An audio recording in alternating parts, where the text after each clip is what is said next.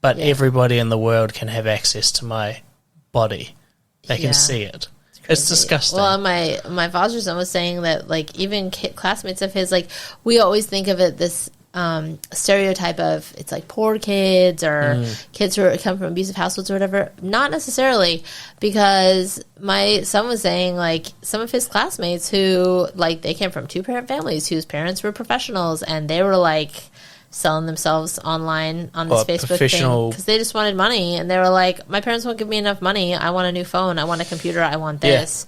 And I'm just like, oh my gosh. So yeah, there's like a whole disconnect between like self-worth as well. And there's going to be a major effect when they're give it 10 years. So you got somebody who's 18 and they're selling themselves, and then now they're 28, almost 30, and all of a sudden they want to get married and have kids and whatever. The boyfriend to be or the husband to be or whatever it is automatic, like literally views them as basically porn stars, and they're going, you're not wife material now.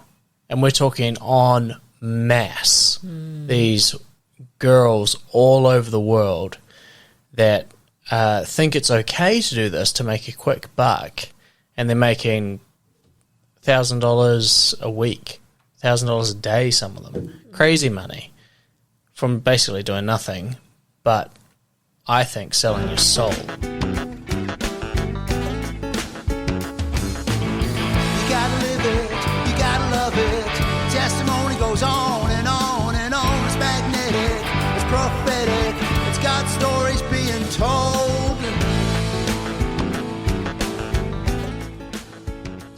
Hey, welcome back to the Jesus Magnet. I'm your host, Joel, and today we have Heather on the show. Heather has been in Thailand for 14 years, all the way from the States, and can speak something like 4 or 5 languages. Something like that, yeah. Oh my gosh. Some more fluent than others. Yeah, I mean, I was saying on the way up here that we're just so jealous of anybody that can speak Thai, let alone other languages as well. You wouldn't be bilingual or trilingual, you quadlingual. Yeah. I don't even know what you would call yourself. Multilingual, I guess. Yeah, true. And you're working with Jojo Sanctuary? Yes. That's pretty cool. And I'm keen to hear a little bit about Jojo Sanctuary, but let's go to what ended up bringing you from the US over to Thailand. Okay. Yeah, I was thinking about that on the way over here. I was like, man, I'm 45, but I feel like I've lived so many lifetimes. Like, the life I lived growing up in rural Washington State is dramatically different than what my life was in Los Angeles when I was working in film for 10 years. And then that's dramatically different again to life in Thailand. True, you've had a rapid change of chapters throughout your life. Yes, very big chapters, yeah. So, but I feel like since I was young, I always really resonated with when people would talk about like letting the Lord lead our paths in life and not holding on too tightly to like what we thought our idea of our life should be or what our plans for life should be. So I guess that's probably what ended up bringing me here. Yeah, I worked in film for about 10 years. I was a script supervisor, so that means continuity stuff. Sat next to the director, headphones on, listen to the actors say their lines, and make sure everything matched visually and audio and all that kind of stuff. But I was actually working on a movie with Mark Ruffalo and Orlando Bloom, and literally the first day on set, I had been doing this job for 10 years, and it was like I like literally heard in my head a voice saying, okay, this is going to be your last movie. And I was like, all right, what's next? I like walked off set and did this movie. And it was like, wait, later on, I was like, wait, where did that come from? Was that real? But that was kind of the first thought that I was like, okay, if I'm not doing this, then what else should I be doing? Did you get to meet some of these actors and things like that? Oh, yeah, I met a lot of actors. I've actually been writing my handwritten journals, typing up my handwritten journals from my time in LA, and was like, holy cow, I met all these people that I like used to watch in movies when I was a little kid, and yeah, ended up working with a lot of them. It's been fun being in Thailand too and seeing shows that have actors or producers or crew members that I worked with back in LA. It's kind of fun. yeah. What's it? I mean, I've only met, who's the most famous person I've met? I've met Sam Neill once, Cool. who's Hopefully the older people. Jurassic Park guy, yeah. He's a Kiwi as well, so, you know, wasn't really super out of the box that I met him because he There lives... are only 4 million of you. Yeah, and he kind of lives in our hometown too, so it was like, yeah, but it was still pretty cool. And I've met Pamela Anderson once. I met her wouldn't once say I in LA too. met her, but I was in a very close proximity to her. I mean, when I talk about like celebrities, these are just people that I've seen. I did actually meet Sam Neill, though, shook his hand. He was just at a cafe. But yeah, no, I don't think I've really met that many other famous people. So did you meet Orlando Bloom? Yeah, I did a movie with him. Actually, he left our set to fly to Australia, and then he flew back on he got to LA on the last day of our filming, and he came to set to say goodbye to all of us, basically. True. It was pretty cool. I just saw that we've actually got Brad Pitt in Queenstown right now. Interesting. He's filming something. My friend Joy, who's in New Zealand, she said that. She's like, Brad Pitt's coming to film a movie here. I'm like, I guess you better go stalk him and see if you can see him. Yeah, I don't know. It's odd because Queenstown, where we're from, we get heaps of celebrities that drop in. So Not surprising. It's beautiful there. it just goes crazy though. Like all the locals are like trying to find them and track them down, and That's funny. To be honest, I do the same thing here. like when Jodie Sweetin, who was on Full House when I was growing up, and then obviously the reboot Fuller House on Netflix, she came to Thailand, and my friends and I grew up watching Full House. We were all like following her on Instagram. We're like, oh my god, she's at our Night Bazaar. How are we missing this? Like, we need to find her. Yeah, it was pretty funny. We were like trying to stalk her around Chiang Mai. It's not that big of a city, but we were not successful. yeah, I ran into this one guy that I follow on YouTube here within my first couple of months, in a super random spot. I was like way out in Hang Dong down this really small alleyway that, you know, I thought it was a real ghetto area for Thailand and like heaps of soy dogs and stuff around. And yeah, this guy just rocks up on his motorbike. He's like, do you need a hand? And I'm like, because I obviously looked quite lost. And yeah, he was like one of the guys that I follow on YouTube and have followed for ages. So it was quite cool to meet him. I wouldn't really call him famous, but somebody that I've watched it for a long time. So let's go back to kind of your early life. When you were doing all the stuff in America, were you a believer in Christ? Or did you? Yeah, I mean, I grew up in a Christian family. Became a Christian when I was like 5 at VBS. So all that. When you say you became a Christian, what do you mean by that? Well, that's an interesting question because nowadays, like, that perspective has changed, right? I don't know what they would say in New Zealand, but in America, they would have, like, the quote-unquote sinner's prayer. You have to ask Jesus into your heart. So I was like, isn't Jesus already in my heart? But okay. So I did. The sinner's prayer that's not in the Bible. Exactly. That one. Follow, like, repeat after us when we were, like, 5 years old, all these little kids. Yeah, but... I see the heart behind it. But, yeah.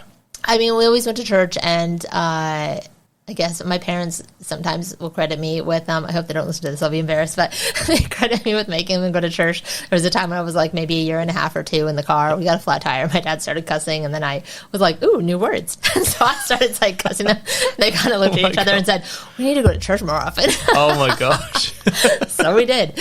Yeah, so I grew up Christian, but I always really had my own, like, kind of faith. I know there's a lot of people that, especially in America, grow up and kind of just borrow off their parents' faith. I never was like that. I always would read the Bible for myself and come to my own conclusions, basically.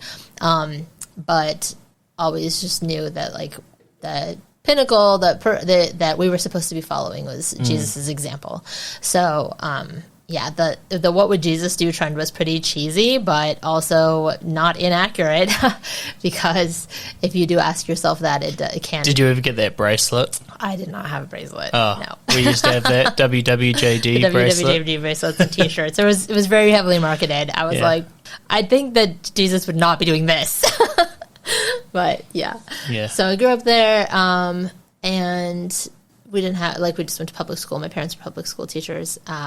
In fact, like all my relatives are public school teachers except me. So yeah, did that, and then went to college, and I never really planned to do anything in the ministry. Yeah. I didn't know what I wanted to do. I just knew I really loved like pop culture and TV and movies and stuff since a really young age. My grandma actually said, you love this stuff so much, like when you graduate college, you should just move to LA and like work in it. And I was like, Grandma, being able to like recite entire episodes of X-Files does not actually qualify me to work in this. But that's what I did.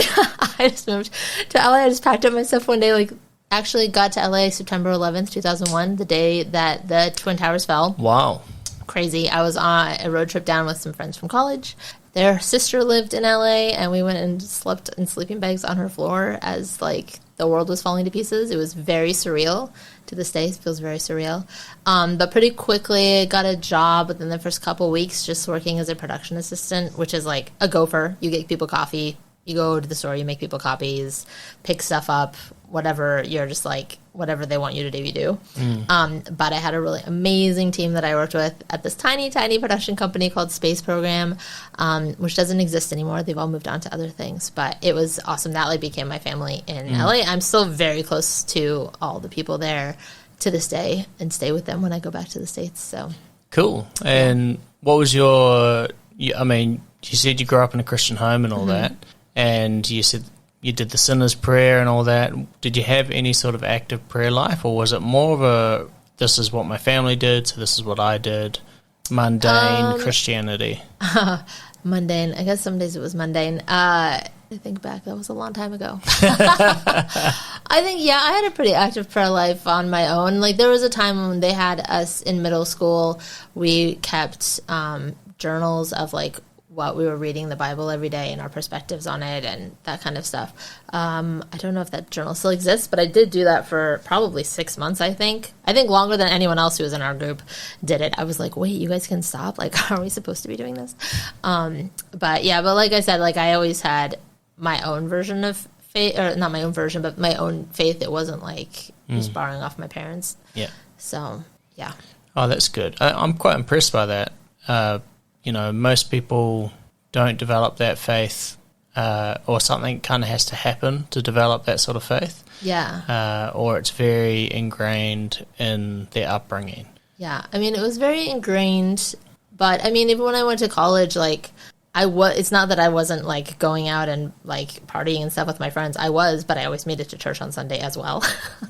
So I never, like, lost my faith. Like, there's a lot of people who are, like, went to college and then they realized like they don't really believe in that stuff. I never didn't believe, and then since then a lot of stuff has happened, like too much to talk about in a 1 hour podcast, but a lot of things have happened that have just more solidified my belief in God, like, and Jesus and angels, and I've had some pretty powerful life experiences. Yeah. We don't have to go for an hour, by the way. We've got as long as you want. Oh, okay. So, unless you've got somewhere else to be, that's fine. But no, we can go. I had somebody almost 3 hours last week. Oh, wow, okay. But what's your thoughts on that sort of lifestyle of still going to church, but also still going to parties and things like that? I did the same thing. I felt very convicted about it a little later on in life, but what's your thoughts on that?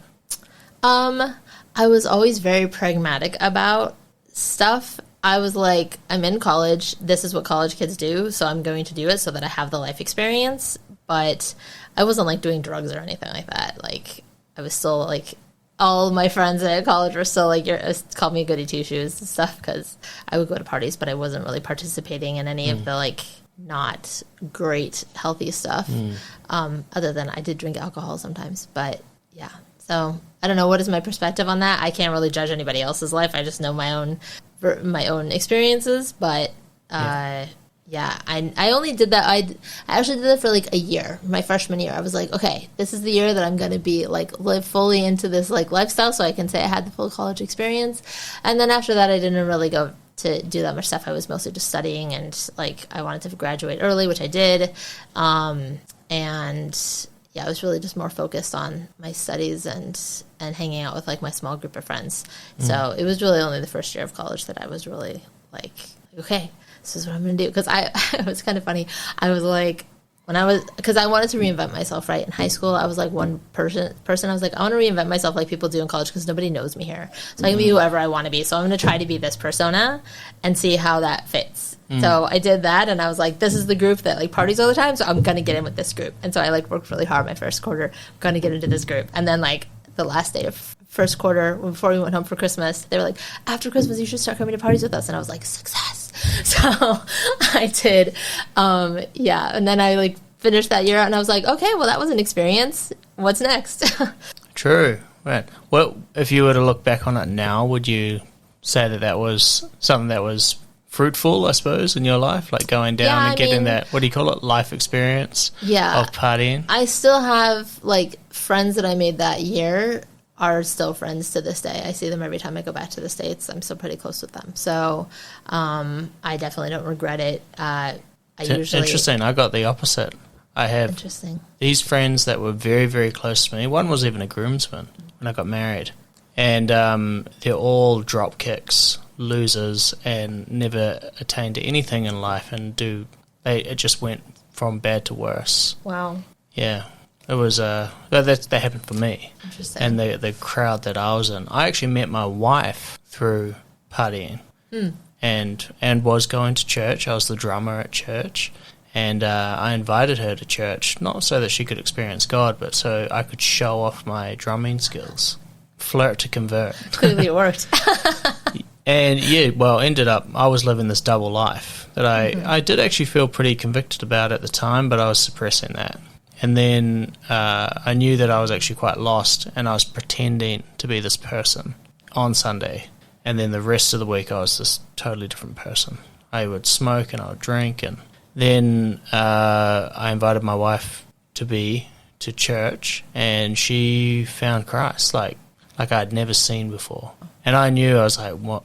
I'm the one that people think are the Christian, and she's the real one, the real deal. And people think she's just figuring it out. And it was this two facades, you know.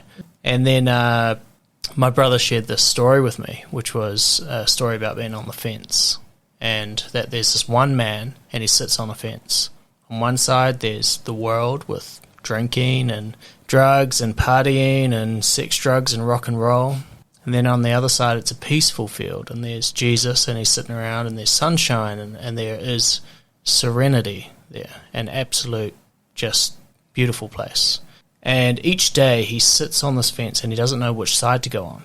And then one day he looks up, and Jesus is gone. And the devil walks over to him and says, and jumps up on the fence and goes, what are you up to? And he goes, oh, where's Jesus? He goes, well, he left. He said, oh, well, I want to go with Jesus. And he said, well, he's gone. You didn't choose him. And then the man says, but I didn't choose you either. I'm on the fence. I haven't gone on to your side. I haven't gone on to his side. He said, yeah, but this is my fence. And that hit me real hard. My brother shared that story driving to church about 3 weeks after my wife got, went to the altar and found God, and I could see change, radical change. And I knew that I was like so broken inside, but I thought that I was okay. I thought I was in this safe place. I was in this place that I thought was so safe, but it's the most dangerous place to be. At least if I was on Satan's side of the fence, I knew where I was. I knew where I stood. But I thought I stood in a safe place. And it was such a dangerous place for me to stand. And then basically since then I jumped off that fence and I ran straight to Jesus, and it has radically changed me. And I could never wish for anything different. That was my experience from going to partying and things like that. So I felt this conviction, but it was a hidden conviction, one that I really pushed down. Do you have anything like that happen to you? Not really, because I feel like it was the opposite. I was like only most of my life was the living like my actual self, and it was only like Fridays that I feel like a different person. Yeah, so right, like the rest of the time I was being a good kid. Even at parties, my friends would be like, "Hey, you got to go because you got to get up for church in the morning. What are you doing?" I'm that was one thing that I'd do at parties is I would preach to people. I'd tell them how Jesus was real and things like that. So I knew God was real. I was just I was in a different place. It's good to know that you were like in this good good place in your heart and your mind, like you knew who Christ was. But for me, it was clearly a major temptation in my heart, and that was the issue. I mean, I've definitely seen other people go down that path and stuff, so I understand what you're talking about, but for my personal experience, it wasn't that way. So even when I moved to LA, like, it's funny because sometimes I think about it, I was like, I don't think I did LA right, because I didn't do any of these crazy parties where people were doing, like, cocaine and meth and all that stuff. Like, I just went to, like, random Christmas parties that, like, had, you know, just, like, eggnog and stuff, not even, like, we're even working in Hollywood, I was still pretty removed from the crazy aspects of it. It's interesting. You're very lucky, you know. It can be a little vortex that can suck you in far quicker than you expect. Mm-hmm. Yeah, I mean, I don't know if it's probably a combination of, like, luck and just, like, choices, because I was, like, because I knew my like, family background was very, on, like, my grandparents' generation were very prone to addiction. And so from, like, as a teenager, I knew, I was like, okay, well, I don't want to go down this path too far. I would have rules for myself. I was like, I don't want to go down this path too far because I know that is already in my DNA. That's, like, addiction and stuff. And so I want to make sure that, like, I'm not going to end up going off the rails like so many other people do. And so I would, like, pull myself back from that, because I was like, okay, what is, like, which choice do you want? This is, like you say, like, this you need to stay on the side of the fence. Yeah. So, yeah. So, that's good. Yeah, I didn't really do that, like, much partying into, like, only my freshman year in college. And then moving to LA, I don't know, I didn't have very much money. So I guess you need money to party, really, in LA. I don't really know how people do it. I look at them, I'm like, how do you just move to LA and you're, like, going out every night? Like, where are you getting? Like, you have the same job as I do. Like, I guess. It's their whole paycheck. Honestly, it drained me dry. That's crazy. Like, people would go to Vegas for, like, the weekend in LA. They would buy, like, sell their car, and then they would fly on these cheap flights to Vegas and then gamble all weekend and drink and do drugs all weekend and then come back and buy their car back. And I was like, that seems very unsafe, and I need my car and also and a gamble in itself. Sleep. So I don't think I'm going to be doing that, but thank you. Yeah. So how long were you doing this LA? So I was in LA for 10 years. Wow. For a decade. So, so I worked as a script supervisor. I started out as a production assistant, but then I pretty quickly realized that, like, I wanted to do script supervising. It's very detail-oriented. I'm very detail-oriented. So it was recommended to me by a friend of mine, another production assistant. So I did this whole course in it, and it was really fun. So I learned on set from this woman named CJ, who's really awesome. She taught me how to do, because I was doing commercials at the time, so I was working in commercials, but I really wanted to do film and TV. And so she taught me how to do commercials, like, on set. I just sat next to her and she was like, do this and this and this, and, like, taught me how to do it. And she's like, but if you don't want to do commercials, you want to do film and TV, so you should go through this course that I took. And so she connected me with this person, so I did this course. It was really convenient because the lady lived a block away from me, so I just walked over on Saturdays and Sundays, and then I worked Monday to Friday. I did that, and then I started working on some small projects, student films and stuff, and then met some cool producers that have, like, gone on to pretty amazing things. One of my friends is one of the producers I worked with on a freebie is now, like, the head of animation films at Netflix. So it's been really cool to see people's, like, starting out at the bottom and, like, working their way up. It's pretty awesome to be like, I know that person. Like, go to the movies and, like, watch their names in the credits. So I did that for about 10 years. What's your if you were to define success, what do you reckon that would look like? Success, I think it's different for every person. I think there's different types of success. There's financial success, there's film success. Like, if you look at financial success, I'm not really a financial success, but I'm, like, living most of my money I give away to other people. But I think success for me is more about relationships, and I feel like looking back on life in general, not just here but also in LA, like, my sister will say, like, how do you maintain relationships? You come back to America and you still have these friendships with people that you haven't seen in 14 years or whatever, like. And she's like, I mean, I'm Facebook friends with that many people, but, like, I don't know them. Like, I don't know. I just put a lot of effort into it, I guess. Like, I feel like every person that I've had a relationship with is still important to me. And so I try to make an effort to like maintain those, even though I'm far away. So I think for me, that's like success and like leaving the world a better place than you found it. How do you find maintaining relationships with people in a like reciprocal manner? Because I can understand putting in the time and effort. I'm very picky with who I become properly friends with. And a friend of mine, we had this conversation. So there's another couple, and husband and wife, and Laura and I were friends with them, still definitely good friends with them. And one time we were over there for dinner, and my friend's wife said, "Joel, I have something to ask you. I want your opinion on." My husband, let's just call him Josh, he doesn't like this other couple's husband, the husband of this other couple. I like the wife, so we're not going to hang out with them because he doesn't like the husband. They just don't get along. What's your thoughts on that? And I said, and then I asked Josh, I said, what do you mean, Josh? Why don't you like this guy? And he said, look, Joel, I work 40, 50, 60 hours a week, and when I get home, who I spend my time with is very valuable to me. So if I don't click with them well enough, then that valuable time I'd rather input it into somebody that really matters and that I know will build something really valuable with me. So after hearing that, I was like, oh, that kind of makes sense, actually. You've only got so many hours in the week, right, to develop friendships. You kind of want them to be planted into the best soil. For you said that you take a lot of effort into these friendships.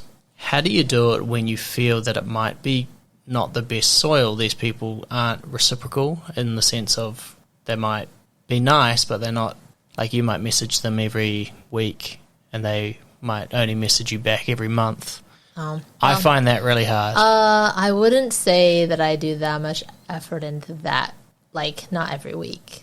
It goes through cycles. So like there's certain people that like most of my conversations or relationships with people are via text, people that aren't here anymore, or I'll like call people sometimes. But I think most of my deep friendships, which are people that I still will see when I go to America or wherever country they happen to be in, were like formed and like I just have like heart bonds with them, and so it doesn't really matter how much time it's been since we've seen each other. Feels like it was. It feels like it was yesterday. Yeah. Like my friend, that's when you know it's a good relationship. Yeah. So my friends in LA, I'm like I might not talk to them for a year, but then I'll be like, hey, I'm coming to America, and it's like, great, come stay with us. Yeah. We want to see you as much as possible. So so I spend like. And then when I'm with them, like in America or wherever I happen to be, spend just hours and hours talking to them and catching up and stuff. And so it's like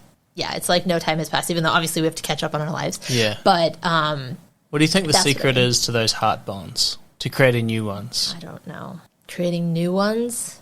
I don't know. Honestly, at this point in time, when new people move to Chiang Mai, they're like, I'll be like, I'm really sorry. Like, you're cool, but like, I don't have... My quota's full. I don't have any capacity for new friends. Like, I can see you in groups like this, but, like, I'm not going to be doing one-on-one time with you. Like, I'm just going to be straight up about that. Yeah. I have to have, like, I don't know that there's not a secret. It's just, like your other friend said, like, who you click with. Yeah. So, a lot of my friends who I clicked with really well have all moved away back to their home countries, Australia, New Zealand, America.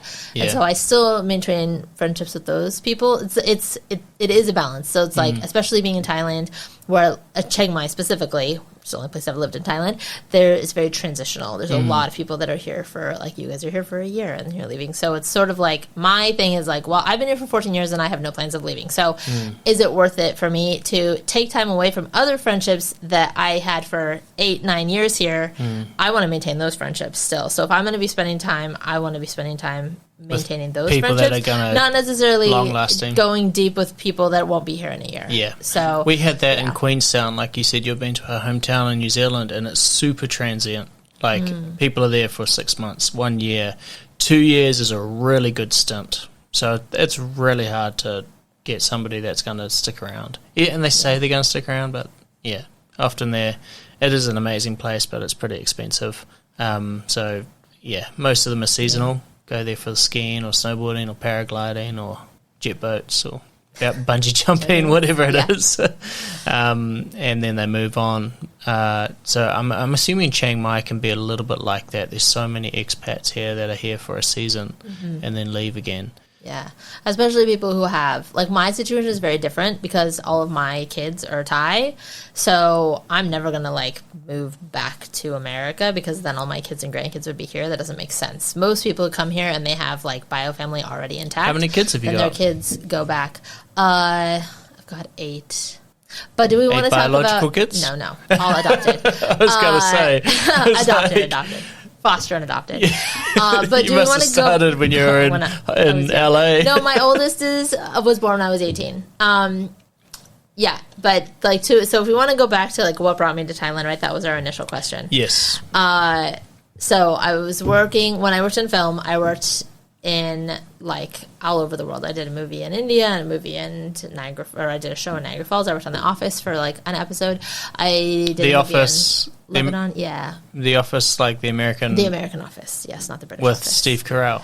Yes. Really? And Mindy Kaling. Yeah, the episode I worked on... Well, I worked on a few episodes, but the episode I worked on in Niagara Falls was like the wedding episode from Pam and Jim. That's I have so to say, good. to this day, probably the best wedding I've ever been to. I know they're fictional characters. It was awesome. I have... I've watched The Office like 3-4 times, I think. Yeah. It's my favourite show. It's awesome. Yeah, that trip was really awesome. It was very small crew. It was Mindy Kaling wrote that episode, so she was there.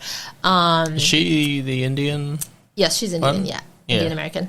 Her show. She's Running Point. Kelly on... Yes, she's Kelly, but she's now producing a lot of shows. So she just produced this show called Running Point on Netflix that I've been watching in like 2 days. Starring Kate Hudson, another person I worked with when she directed a thing that I worked on, which was fun. Kate Hudson, who's that? Goldie Hawn's daughter.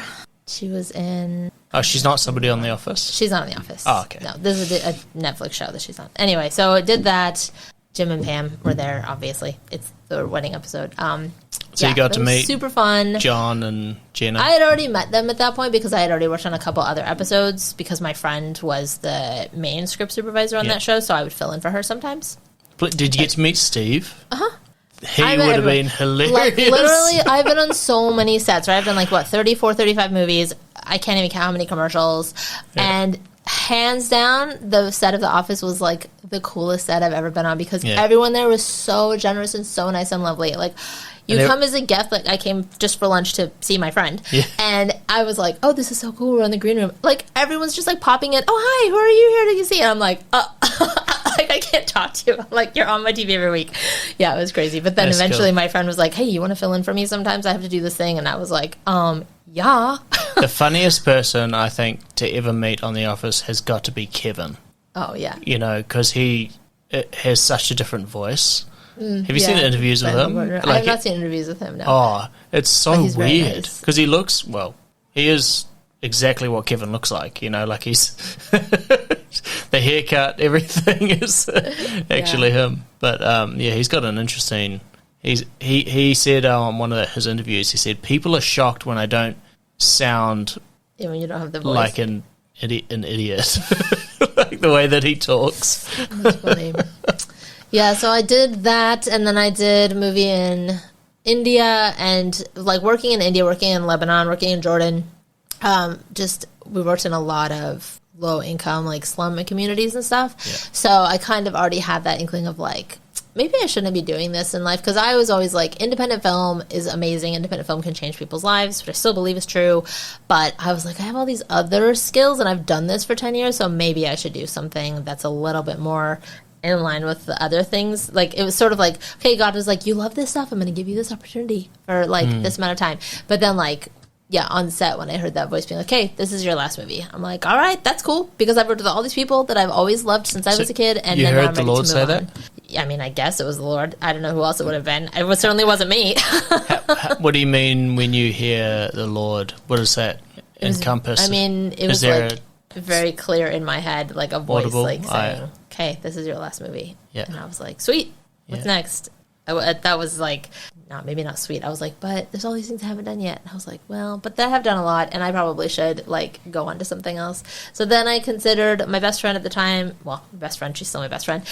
She was working for the FBI. She was like, you should apply for the FBI. And again, I was like, watching X-Files does not qualify me to work for the FBI. But at that point, I'd been all over. I'd learned Arabic and Farsi and stuff. I was like, I don't know. I guess I could apply. Like maybe that's the next thing in life.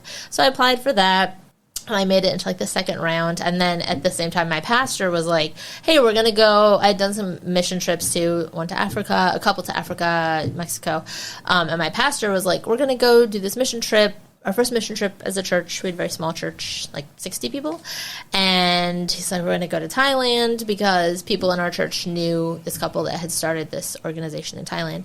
And he's like, I'd really love for you to come because you've had all this travel experience. And I was like, Thailand? I mean, I guess. I had never considered going to Thailand. I couldn't even pick it out on a map. Still not very good at geography, but I was like, okay, I guess.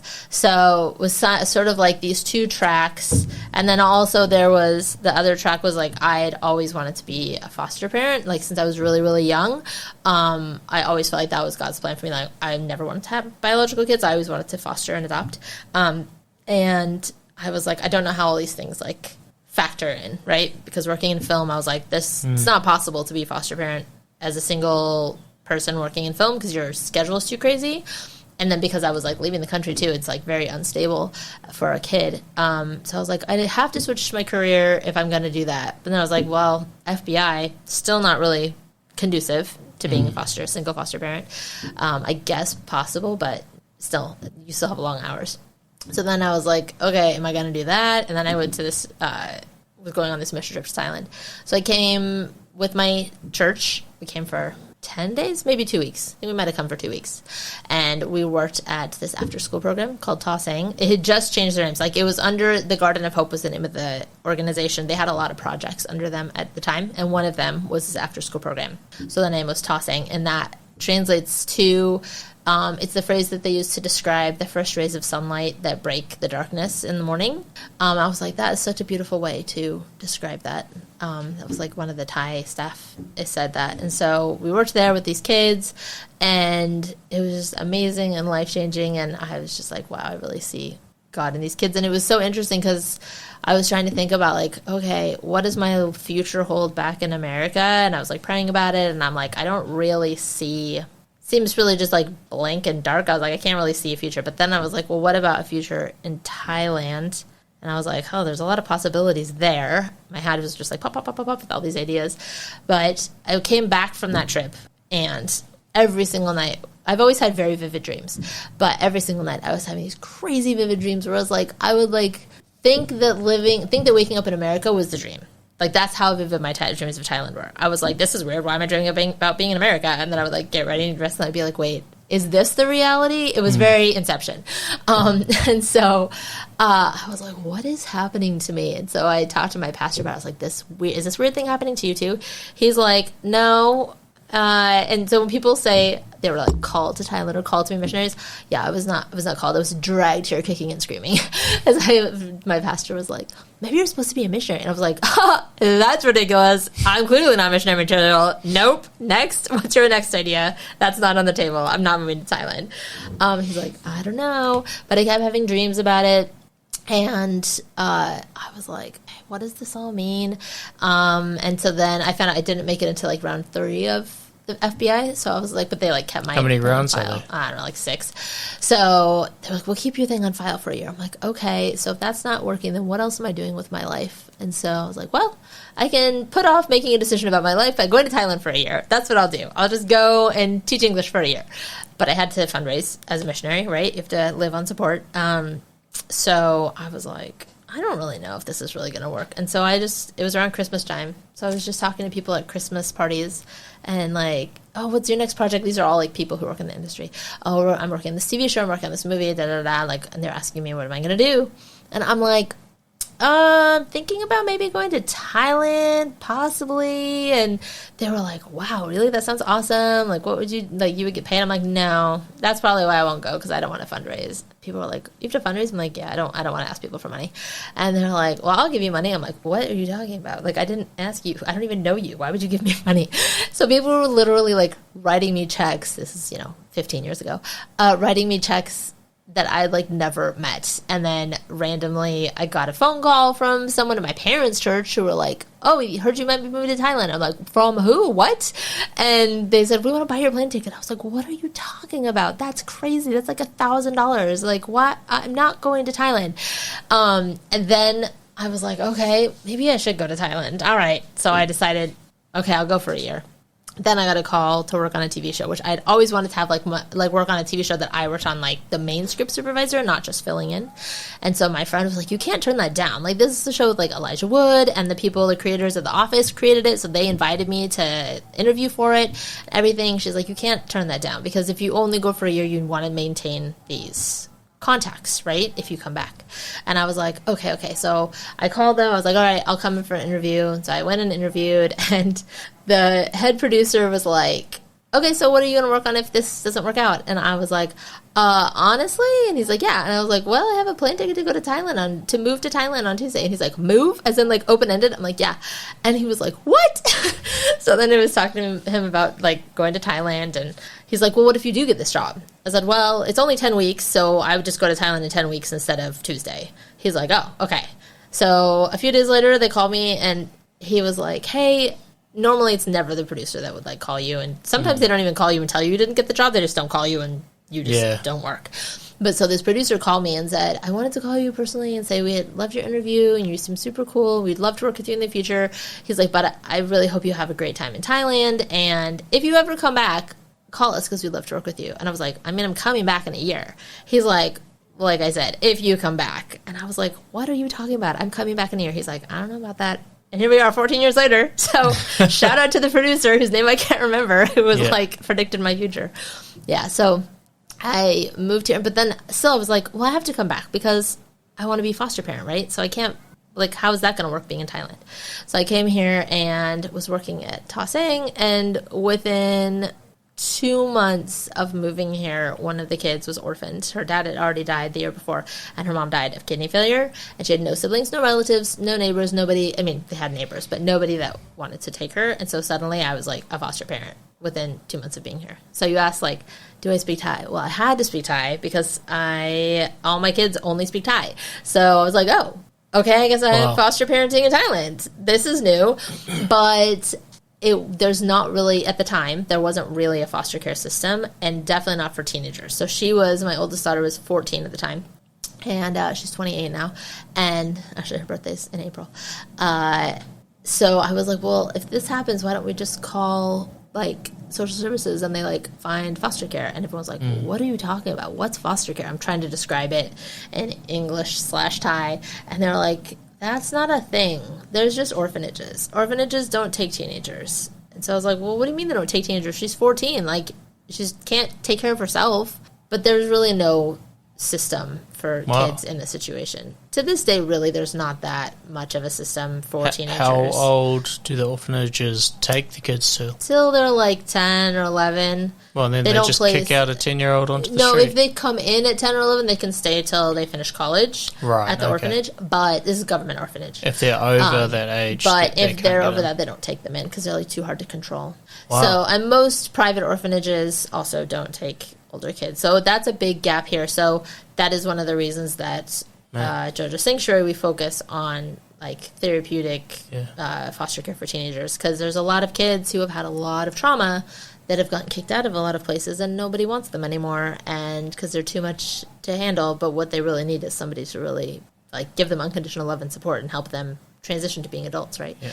So, yeah. So there are a lot of kids without parents in Thailand? No, not a lot. So in Thailand, so the international statistic is between 80 and 85% of kids in orphanages worldwide have at least one living parent who could care for them. And poverty is the number one reason kids are in orphanages, right?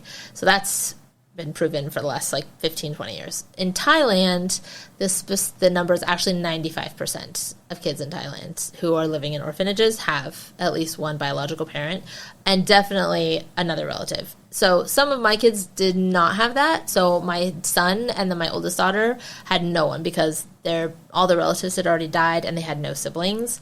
And so they really were like adrift. Wow.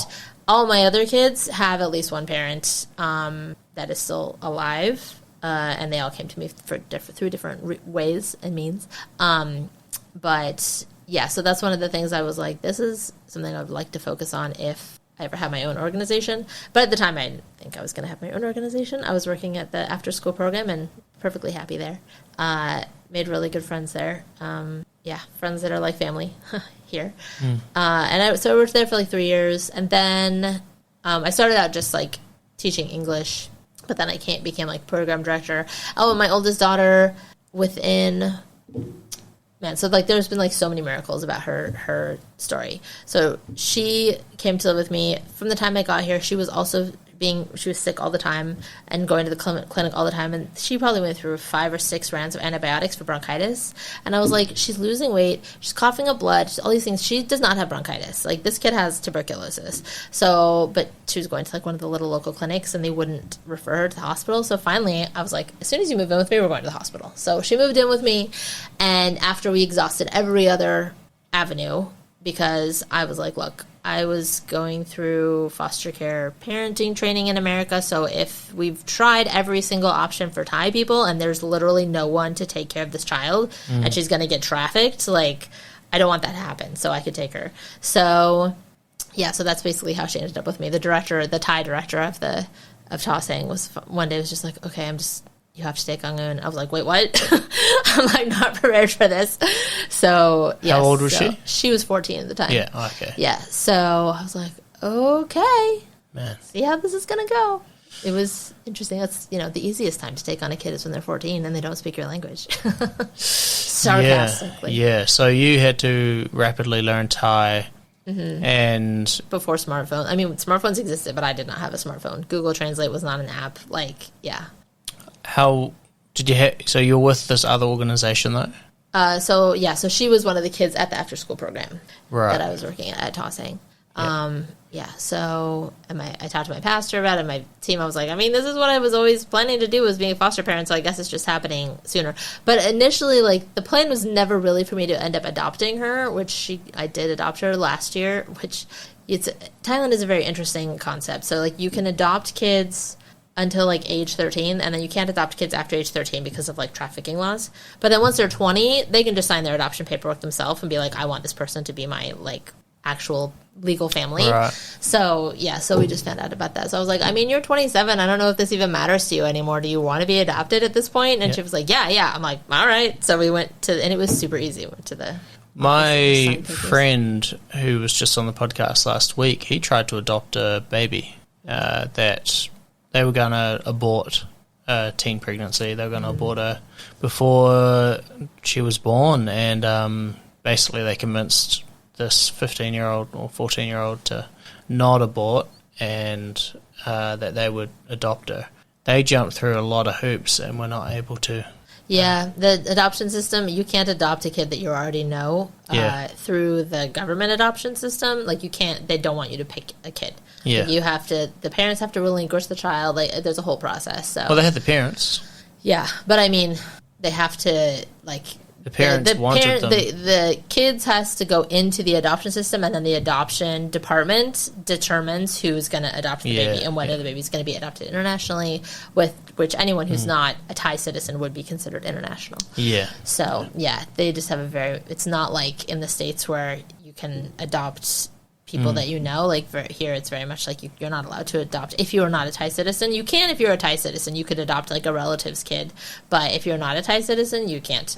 But once they're 20, then they're considered adults, not 18. You're not an adult till you're 20 in Thailand. So once they're 20, then they can just be like, well, I want this person to be my parent. They've already been caring for me all these years. So why would they even acknowledge an adoption process that late in life? Like, I understand that basically the opposite happens when you get of age. where you're an adult yourself, guardianship doesn't mean anything, because primarily guardianship means now you're responsible for this person, but she's 20. So therefore, you're not responsible for her because she's an adult. It's an interesting thing. So but what's the there's point? Adult adoption in America as well. Like, the point is that you're, like, family. I mean, for her, it turned out to be, so, I had her from age 14, but she never called me mom, which, I mean, she had a mom and dad for 14 years, so that's fine. But literally from the day we signed the adoption paperwork, she's only called me mom since then. And so I'm like, whoa. Okay, I'm surprised that definitely had an impact on her. It's cool that she's actually your daughter. Yeah. That's really cool. So, like, legally, like, if anything happens to me, she can, like, sign paperwork here. Like, apparently, this is something new. This is totally off topic, but I just found this out last week. If you're an adult and something happens to you here and you need surgical intervention, you are not allowed to sign your own paperwork. You have to have a relative sign your own paperwork to give you life-saving interventions. As far as, like, if you have a heart attack and you need heart surgery, you cannot sign your own paperwork saying, I want the heart surgery. A relative has to, like, your child has to come. So I'm like, well, at least now I have her and then my other daughter and my son that are all adopted. So I have 3 people that I can, like, be like, these are my emergency contacts. Whoever is in Chiang Mai, get them here to sign the paperwork. Yeah, man. Yeah, so... Interesting. So that's that. And just the feeling of belonging, like, she hasn't had family for 14 years, and so now she has family. It's not like... Can she become a U.S. citizen? citizen? American citizen that way. No, you have to adopt before age 16. Yeah, and in Thailand, you can't adopt after age 13, and all my kids have come after age 13, so if they're going to get adopted, it has to be after age 20 is the only option, really. Yeah. But then they're, like, legally entitled to inherit any finances or assets or anything like that, so, yeah. Could you, if you had a house in the States, would they be able to inherit? Yeah, I think so. Even when they're I'll not never an have a house in American, the States, but even when they're not an American citizen. Like, I've always found that an interesting law. Like, New Zealand, Americans cannot own New Zealand property. So if I were to, in fact, the only other countries that can own New Zealand property is Australia and Singapore. But it's interesting, if I were to have a Thai son somehow, or daughter, and adopted, would they be able to inherit my property if they're legally not allowed to because of their citizenship? Just wondering. Because then you've got some sort of loophole to be able to bypass major trade agreements that have happened from between countries. I don't know. It's a moot point because I'll never own property in America, so it doesn't matter. But they'll get... Never say never. whatever money is in my retirement account, I guess, if I got hit by a bus tomorrow. Yeah. So that's the story of my oldest, how I got into foster care in the first place. But my coworker, Butsaba, worked with me at the after-school program at Tosang, and we were like, there's a lot of loopholes, or a lot of, like, pockets that are not being addressed with the population we were working with, kids in the slums, A lot of them didn't have Thai citizenship because their citizen laws here are difficult too. If you're born here, that doesn't make you a citizen. You have to be able to prove on paperwork that your family's been here for several generations and read and write and all these different things. And so now the laws have changed since then. You can get citizenship now if you were born in Thailand and your parents are not Thai citizens, but you have to complete university in Thailand in order to be eligible to apply for that. So, and be able to read and write in Thai and speak Thai. So, like, American kids or New Zealand kids born here, they're not really eligible for that. I mean, I guess they could be, but they'd have to go all the way through Thai school and Thai university in order to apply for that. Basically, should be Thai by that point if they've done that. Right. So we were like, there's all these kids that are like don't have any rights here because they don't have rights of their country that their parents are from because they've never lived there and they've never gone back, and Burma's like been in a civil war for years now, so it's not safe to go back and get that stuff done. And so they're just in this limbo where, like, they can't even really leave the province. So we're like, we got to try to get these kids citizenship. And then we also found that a lot of the kids we were helping were just falling through the cracks, and we weren't working with their families on kind of a longer-term intensive scale. to try to actually change the culture of the family to be a supportive and nurturing family. We would really mainly focus just on the kids and helping them like do homework and stuff after school, which is not really enough to actually see change in the community.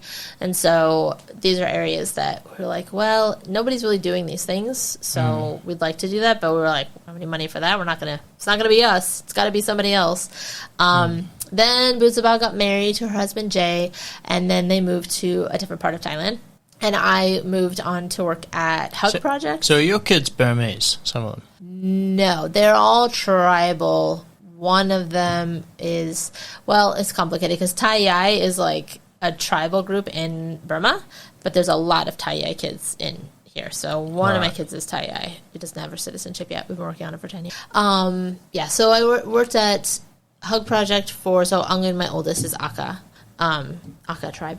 And so I worked at Ta Sang for 3 years. Then I went to work at Hug Project. It's kind of like their social worker, caseworker. Hug Project is HUG, Hope, Understanding, Grace. And they worked with, and they still work with, I believe, kids who've been victims of trafficking or sexual abuse. And so we would walk through that process with the victims and their families, getting them to counseling sessions and back in school if they weren't in school. And just working on that population that had already been victimized was very psychologically, emotionally draining. I prayed a lot about that stuff. I was just like, God, what are we supposed to do for these kids? Because you have to really have a certain inner resilience to be able to come back from something as traumatic as that. And some people have it and some people just don't. I don't know what the difference is. But the thing that I did see across all of our victims were breakdown in family structure. A lot of them didn't have citizenship. A lot of them had dropped out of school in second grade, third grade, which I'm physically, how do you drop out of school? Do people drop you to school? Second and third grade, your parents are still driving you to school, right? Yeah, that's right. You're so young. How? Yeah, so just a lack of understanding of education being important, I guess, from their family's perspective. So I was like, if we could plug these kind of gaps, we could prevent as many kids, probably not all of them, but we could prevent as many kids from getting sucked into this thing where there are so many kids who've been through that and then they have to go testify in court. It really just knocks them for a loop and they can't recover from it, especially in Buddhist culture, right? You have this perspective of reincarnation. So some people will be like, well, this life is a waste, whatever, I'm just going to drink and drug myself to death and hope that I come back in with a better life next time. But from our perspective, we believe that when you die, you're going to heaven or hell, obviously. But, that Jesus is the way that we can get salvation, right? And not just reincarnation. But if they have a different worldview, it's hard to help them see that. Yeah. So that was it was a really good job, but it was really hard. And I had a lot of questions for God of why are all these things happening to these vulnerable kids? How's your faith sort of impacted these foster kids, these adoptive kids, all these kids that you've sort of been working alongside? Have you noticed the ability to talk to them about Christ? Yeah, I mean, I always take them to church and Thai church. I don't go to English speaking church. And we pray together. We talk about what we're grateful for the last. Oh, fantastic! Week. The breaking the Buddhist cycle, I suppose, has been broken. Yeah, I mean, all of my kids except one grew up in Christian orphanages or in Christian families. So it was really more just perpetuating I didn't know that was a big thing. Yeah, tribal groups, so in Thailand, I think it's 1 or 2%. I'm not sure what the current statistic is. 1 or 2% is Christian. And of those 1 or 2%, 96% are tribal groups. So all my kids the Quran. Quran, Aka, Lahu. Yeah. I noticed that I went on this outreach way up into the mountains to a Quran village, and they have their own church, and they all believe in Christ and pray and sing, and it's pretty cool. But I'm always surprised coming to Thailand and seeing such a heavily Buddhist nation. Then you go way up into the mountains, and there's these little tribes, and they're all these little Christian getaways. They're all the minority tribes, right? So that's where all the missionaries went to evangelize to. Yes, and it was easier to help them. I did a whole research paper on Aka, like myths, I guess is myths the right word, traditions maybe, and they have a lot of stories that are parallel to biblical stories. Cain and Abel, a flood narrative, creation narrative, Jacob and Esau, all these different things. So it's easy for them to like transition from that, because those tribal groups generally weren't Buddhist to Christian, they were animist to Christian. So Buddhist to Christian is, so whereas ethnic ties. What does the word Buddhist. animist mean?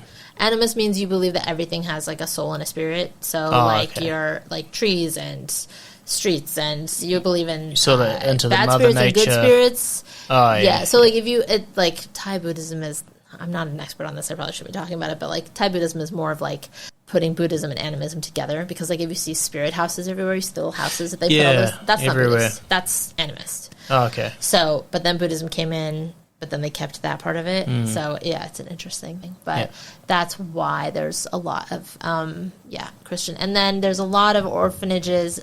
Let's see, I don't know if the statistic is quite accurate, but around 65% of the orphanages in Thailand are faith-based, but the majority of faith-based are Christian, some Buddhist, some Islam, but mostly Christian. Yeah. And so that's like something that we as when we started Jojo Sanctuary, we were like, we're part of a couple groups that are trying to break away from that model of taking kids out of their families and to like indoctrinate them into being Christians, and then like releasing them into the world with no support, because they go back to their families, but their families are not Christian. So then they go back to being Buddhist, or they are not accepted by their families because they've betrayed the religion. What do you guys do that is different? So what we wanted to do was keep kids in their families.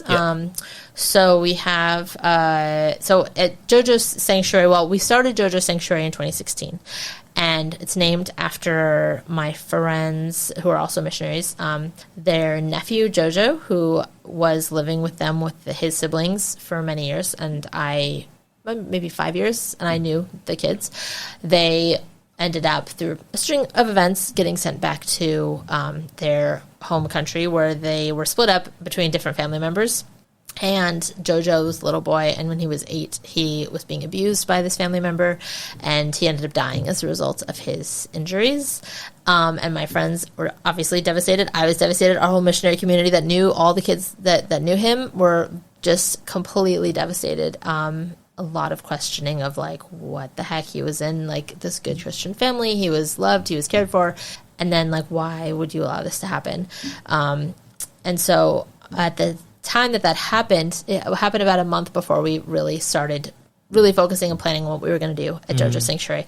And one of our main goals was to keep kids in their family, but also make sure those families are safe and nurturing and not abusive. Obviously, you don't want to be putting kids back into an unsafe situation if they've been in an orphanage. Like, so going from an orphanage where there's abuse to back to a family where there's abuse is not great. Both of those are bad options. So we wanted to make sure families were getting support and getting training, getting understanding and education on like, what does it mean to be a safe and nurturing family. Right. And so we were like, well, if Jojo's relative had had a community like this, or had had this kind of training and support, then she probably wouldn't have resorted to abusing him, and he would still be with us. And so I was like, well, I don't want his name to be forgotten. I don't want him to just be a statistic, because his life had meaning and he was like important in a lot of people's lives.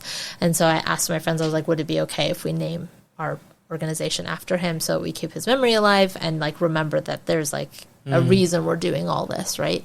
And so they said, okay. So so that's what we've been trying to focus on, is like keeping families safe, like making sure families are safe and stuff. When we started, we knew we wanted to do a family strengthening program. And I was researching a lot of different family strengthening programs from around the world, kind of came up with our own ideas, and working at Hug Project and Tosang, we'd done a lot of workshops, child protection workshops. So I was like, I already know a lot about these things like internet safety and child abuse and sexual abuse and all this different stuff, of like had trainings that other people had already created. And so we said, well, let's just incorporate all those. Like, everyone should really know these things, not just kids at the schools we were doing it at, but parents should know as well. Caretakers, whoever is interacting with the kids in the community, right?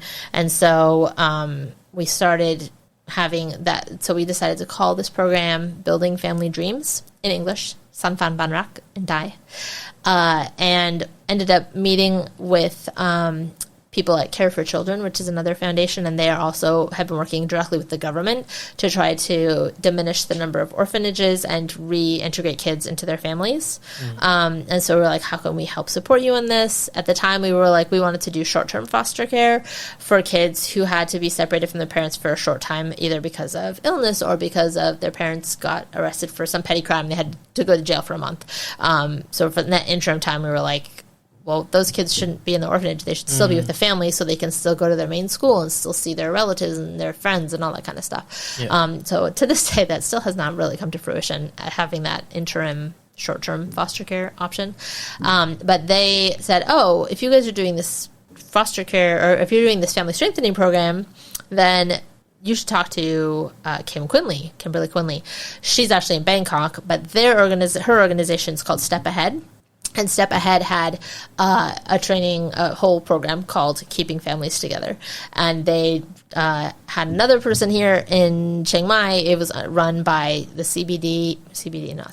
Christian Broadcasting Network. And so we, at the time we found out about that, they were just starting a new training in how to run this in communities. And we were like, perfect. So we went through that whole training. We were like, okay, everything that they have is already what we had planned to do. So it was like validation of like, yep, this is what we want to do. We're on the right path. But it added in a little bit more. So one aspect of it is every time you have a workshop, you do a workshop a month and alternate between trainings and field trips with the family to help them build good bonds and family memories and stuff. But whenever you meet, you have like a Bible verse that is like about that topic you're going to talk about. And so you can talk about with the perspective, like our perspective as Christians. How does God see this? How do we implement this like from our faith? So we can do this even with Buddhist people because we can invite it to be a dialogue, right? We can be like, well, this is our perspective, this is what our holy text says, and this is how we perceive that. You're a Buddhist, like what is your understanding of Buddhism say about this topic? And often they're very aligned. And so we have incorporated that. We also have a Christmas party that we share the gospel at every year for that. So one of the goals when doing this program is to, keep kids from getting sent to orphanages because of poverty. So like in Thailand, so it's a very small percentage of kids in orphanages because they are being abused or neglected. The vast majority are because of something having to do with poverty, either not enough money or lack of access to education or something relating to poverty. And so through this program, we wanted to try to focus on alleviating some of those things that were leading people to put their kids in orphanages, because they always thought like, well, it's for their kids' best, it's for their future, it's for this. But like discounting the fact that the relationship with the parents is really the most important thing for psychosocial development. So it doesn't matter how much money you have or how fancy your orphanage is, if it has a pool or if you have nice beds to sleep in. If you're not being taken care of by a relative or a family member that really loves you unconditionally, they still grow up lost. Right. You're still missing that piece. And I've met quite a few kids who grew up in Christian orphanages who are now not Christians because of it. Because they were like, why did you not help me stay with my mom? Why did you take me away from my parents or whatever? So, so it's very complicated. Some people say the opposite, though, that their family was not Christian and going to Christian orphanage helped them find God. But that also caused a lot of complications within their family because their family does not accept that. That's something I've noticed with quite a few of our testimonies when it's somebody that was raised Buddhist and then found Christ, and then they're basically exiled from their family, and they're like, no, we're not going to talk to you anymore. You're not invited home for holidays and things like that, which is pretty sad. Yeah. And I can understand the shock of your child having this new-found religion or faith. Well, they would see it as you're totally disrespecting how we raised you. So I can understand that. So it needs to be done in a very gentle way.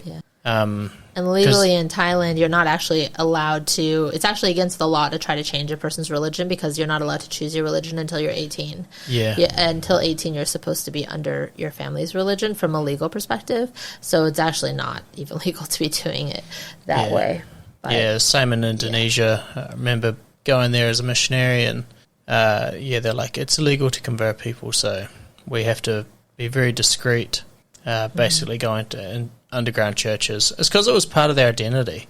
Like, on their driver's license, passports, all of if they owned any property, anything like that, it had that you're Buddhist, Muslim, Christian. So it was changing your actual... It was like more or less saying what your ethnicity is. Right, it's the same and that here. Cannot be changed. Yeah, on every official document, it'll ask like what your religion is, and so crazy. It's Buddhist, but so that's how we started that program, and so we've had 4 groups. Each group of the Building Family Dreams program has 8 families. Not all of them are able to complete, like we have like parameters, like you have to be able to, do this.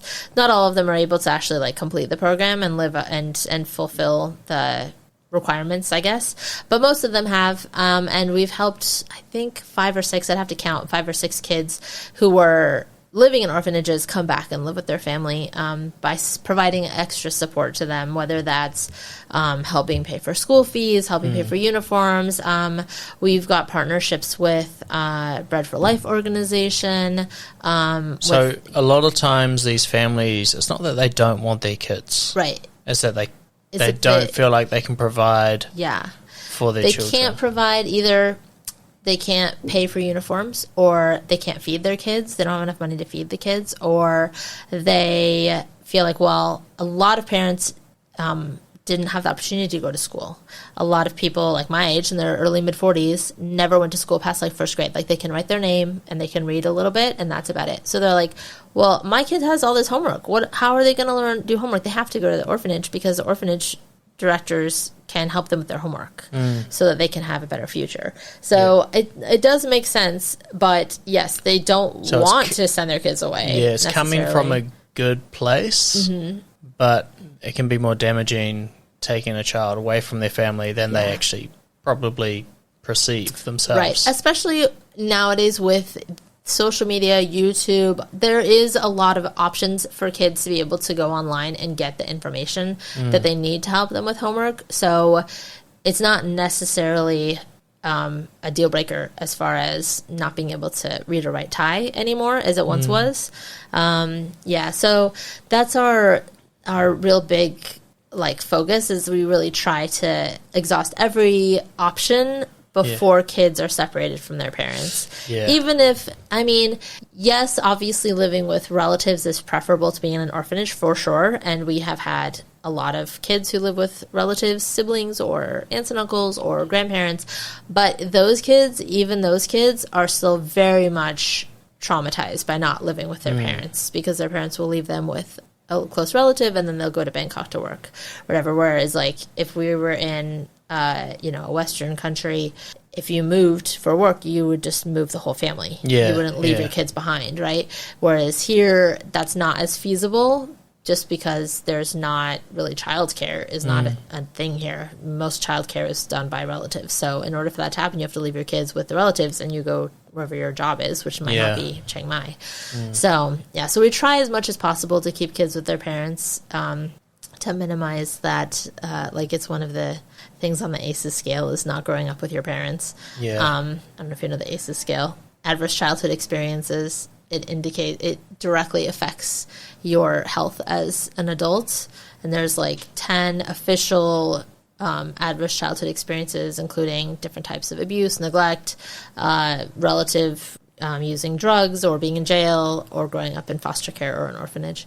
And that has direct links to the number of ACEs, the higher possibility that you're going to have severe health problems as you age. Wow. So, yes, we're trying to teach about that too.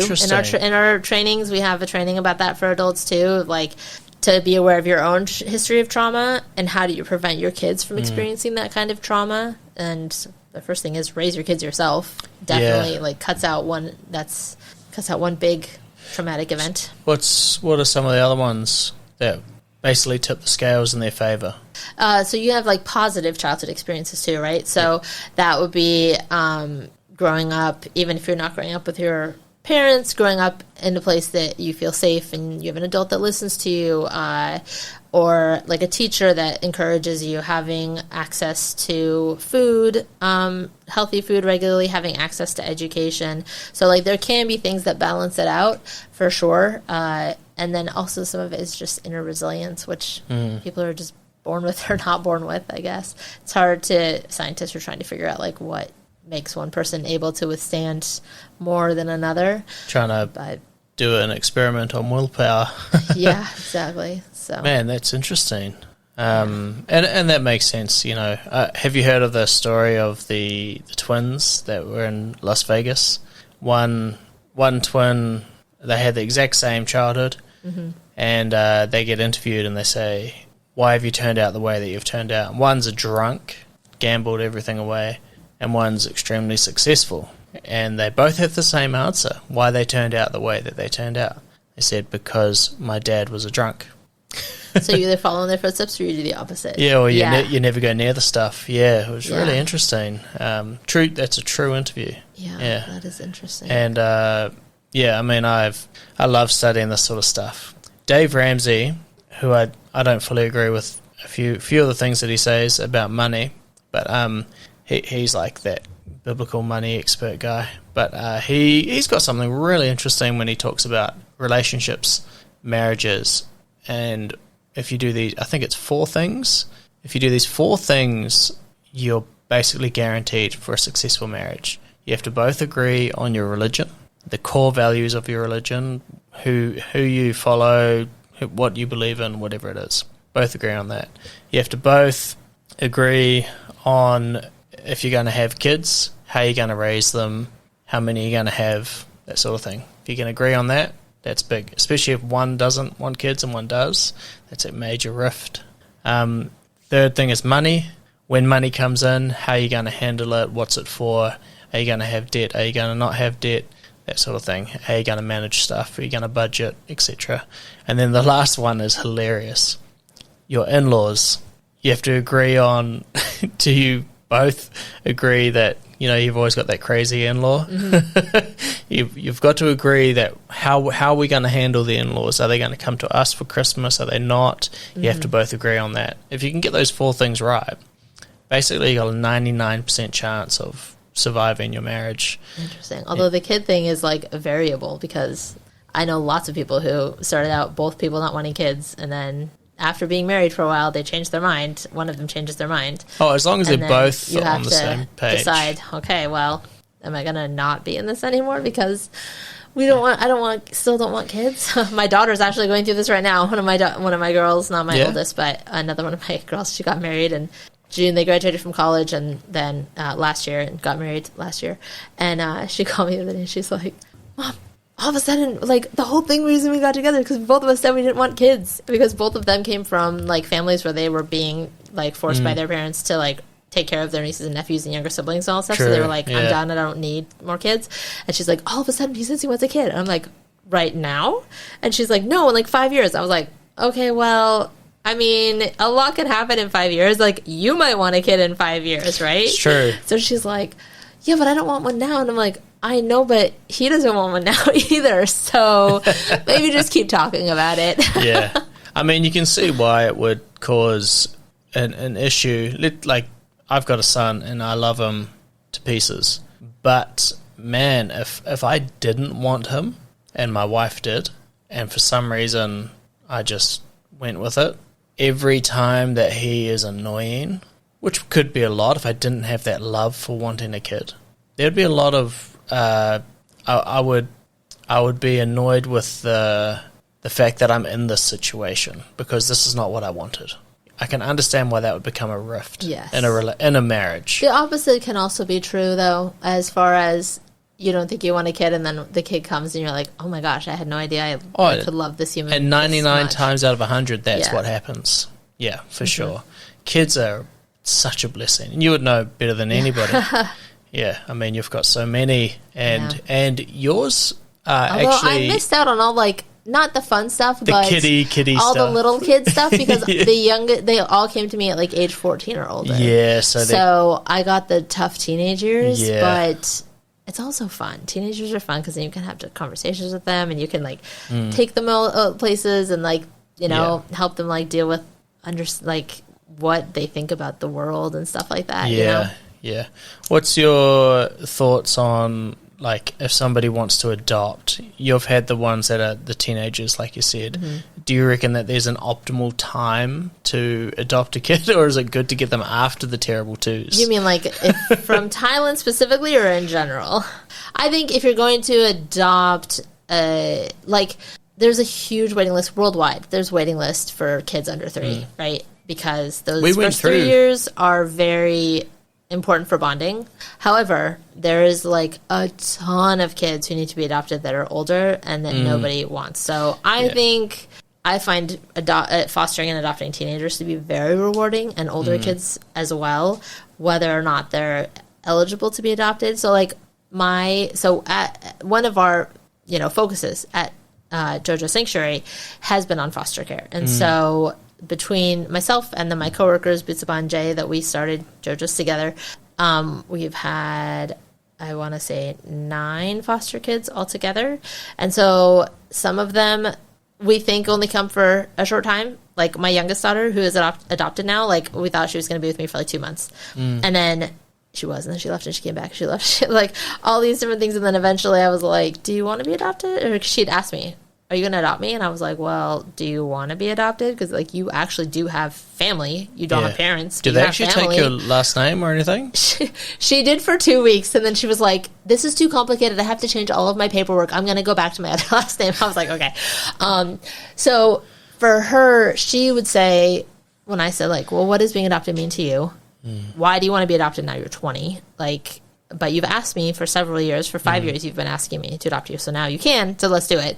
But what does it mean to you now? You're an adult. You don't need this, right? And she's like, well, I mean, for the first time in my life, I'll have a mom. Yeah. So she never knew her mom. And my coworkers, they have had a foster son for 3 years, and he just graduated 9th grade, which is a big deal in Thailand. That is the mandatory minimum for education. They will not hire you in any regular job if you don't have a 9th grade diploma. So, when he came, he was not in a good place, smoking, drinking, doing like not great stuff. And so pretty much everyone had given up on him, and so they were like, he doesn't want to go to school. He just wants to party. He wants to do this and that. Well, he came to them, and now he had only finished 6th grade, and they like got him through 9th grade. And his mom is still very much involved in his life and his brother's life. And so we've helped him maintain relationship with his mom throughout this whole time. And he's now transitioning to high school, and so he's going to actually move into a different foster home now, because where my coworkers live is over an hour from where he's going to go to high school. Oh, wow. Because high school is like a whole different thing. It's like a whole other conversation. But so it's just so much easier. His pastor actually lives really close to where the high school is going to be, and the mom knows the pastor too, the same church, right? So that family is a family that started out Buddhist, and when they joined our program, but then over the last 5 years that we've known them, not because we've been trying to get them to become Christian, but just because when they're with us, they're always asking questions of like, well, what does this mean? Like, they invite us to share about our faith, and they can see our actions are matching what we say. And so even though at first my coworker's foster son didn't want to go to church, but they're like, well, we are a Christian family and we go to church on Sundays. So that's, you don't have to believe it, but that's what we do. Then he started going, listening to sermons, and he was like, his mom had already become a Christian. She was going to a different church.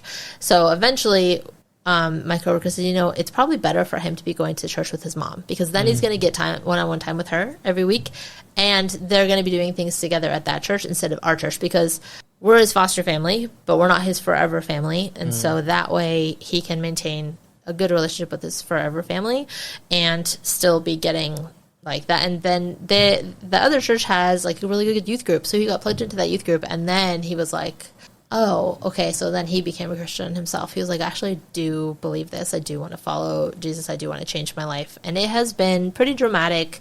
Like, seeing his transformation has been pretty cool, and talking to him about, like, what does that mean for him in his life, and, like, why did he start doing smoking and drinking? And, you know, obviously it's almost always because of peer pressure from older people. Yeah.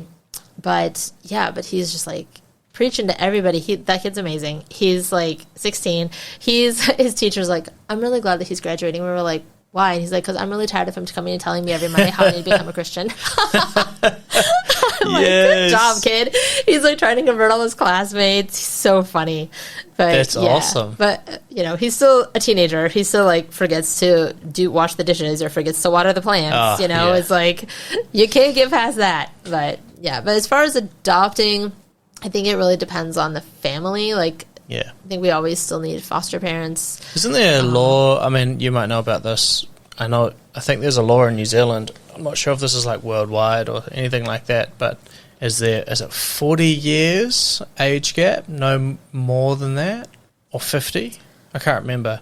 So basically, if you're 42, the youngest you could go would be a 2-year-old. Oh. Yeah. I don't know about Thailand. I think they have like a minimum age difference, but they have a maximum. For Thailand, they have a maximum that you can adopt, period. Doesn't matter the age of the kid. So it would be like you can't adopt. If you're older than 60, you can't adopt. Oh, yeah. If you're older than and also there was kind of an issue with foster kids too, because they do have a bunch of foster parents who are all like older foster parents. So they might have gotten these foster kids when they were 5, and then the biological parents never relinquished them, so they're just still foster kids. Yeah. But the foster parents aged out, even though these kids have been with them since they were little. Now they're like, well, you can't live there anymore because the foster parents. So it's like, wait, what? That seems crazy. Now you're like breaking this attachment. Especially if they were like 50 so and then they're 10 years old now. Like they're still kid. You know? Yeah. So I don't know if they're about to change that or not. I know that happened a few years ago, that a lot of kids got taken back out of their foster homes and put back into the government orphanage, when the point is to like be sending kids from the orphanage into families. Yeah. So it was, it's kind of a catch-22 a lot of times. Are you cold? A little bit. I just flicked this off, eh? I like never use air conditioning in my house. I'm so tired. I kind of forgot that you've been here 14 years. Anyway. So, that's awesome. So Jojo Sanctuary is a place basically getting families to become families. Mm-hmm. Yeah, like I would say initially, like when we first started, we said like human trafficking prevention was our goal, right? And I was like, I feel like that's not quite accurate. It's a side effect of it, but I think our goal is more family preservation. Yeah. So like we focus on family preservation by working to educate, protect, and empower vulnerable kids, families, and communities. That's sort of our really tagline. Good, really powerful too, because you know that's one of the things that I think most people don't know how. Like it's a domino effect, isn't it? If you get this, let's say you grew up in a really horrible family, and then you marry somebody, you have kids, you carry that over from what you were raised with. That's how I was raised, so I'm going to raise my kids in the same brutal way. And it's and then that same person is going, I haven't talked to my parents in like 20 years. Like it's and now their kids are starting to hate them, and it's like that domino effect just keeps going bigger and bigger. Abandonment is also perpetuated a lot here. There's a lot of issues of people get together, they have a kid, they split up, they leave the kid with the grandparents, they get a new relationship, they have another kid, they split up, they leave that kid with the grandparents. There's not a lot of consistency. It depends on the family, but it's pretty common that that's why you're going to see a lot of grandkids living with their grandparents, and they're all they might be half siblings, but not always full siblings. Sometimes, not always. Trying to work on family preservations and keeping kids with relatives, and also keeping them with their siblings is important as well, because you have those bonds. It's really sad when we know, like, well, this kid is living with the grandparents, but they have siblings that they're not living with and they don't really have a relationship with. So when we try to encourage those relationships too, and encourage the parents to make an effort to, even if they don't get along or if they don't like each other, to try to, let their kids have a relationship with each other. Do your kids travel from a long way, like to, let's say, do you travel a long way for your kids to preserve that family? Or is it like basically around this Chiang Mai area? Mostly around Chiang Mai. As far as like my foster kids and adopted kids, their extended families are like in Chiang Dao, which is a couple hours away. So when they live with me, I always would try to, like, as much as possible, I would leave it up to them. It's hard with school and stuff, but I'm like, okay, it's 2 hours away, so we could go on like a weekend, right? Go up and back even in a day and bring stuff. So to try to maintain, even if they're not living with those people, try to maintain that relationship. So I would be like, anytime that you miss your family and you want to go, just let me know and we'll go that weekend. And so we would stop at the market and get snacks for like whatever, their nieces and nephews, the grandparents who live in the village, whoever it is that we're going to visit, bring some like vegetables or chicken and pork and stuff like that, something that they might not have access to, just as a way to maintain that relationship and so that they can still feel close to them. And I feel like it's been pretty successful. All of my foster kids still have relationships with their biological family. Those who, like, 2 of them don't have biological family anymore, so they don't go anywhere for that. But yeah, the furthest we've gone is definitely like Chiang Dao. It's like 2 hours away. Actually, that's not true. My coworker's foster son, his dad lived in what is it called? Kampeng Pet. It's near Sukhothai. I don't know. It's like 5 hours away. So we did take him and his mom down to go visit relatives down there. They hadn't been in, I don't know, 10, 12 years. So yeah. And for families in our Building Family Dreams program, a lot of them have come down from their mountain villages, and so they all have like motorbikes, so it's not as easy to get home. So we try to, at least once during the program, if not more, take them to go visit relatives. Sometimes we'll have people who have parents that are in jail in either Chiang Rai or Lampang or someplace else, Payao, wherever, and we'll like take them to go visit.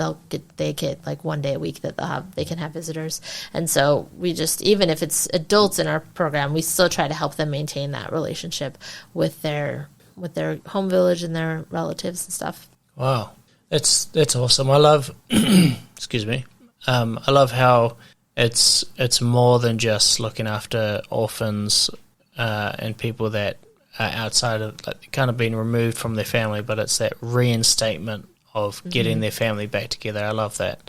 Yeah, and there's a lot of orphanages that don't do that. Like sometimes some orphanages will send kids home during the summer, but some orphanages like that have a ton of kids, like they'll only send the kids home. They can only go home for like a week, and they'll use it as a threat too. Like, if you don't do what we tell you to do, if you don't get good enough, we won't let you see your family. It's like, that's so not okay. Yeah.